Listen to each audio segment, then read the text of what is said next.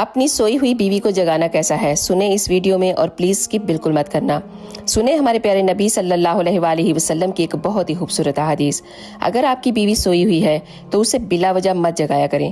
حضرت عائشہ رضی اللہ تعالیٰ عنہ فرماتی ہیں کہ میں ایک دن سوئی ہوئی تھی کہ اللہ کے رسول صلی اللہ علیہ وآلہ وسلم بہت ہی آہستہ سے بستر سے اترے اور بغیر جوتا پہنے بہت ہی آہستہ سے چلے تاکہ ان کے جوتے کی آواز سے میں کہیں اٹھ نہ جاؤں۔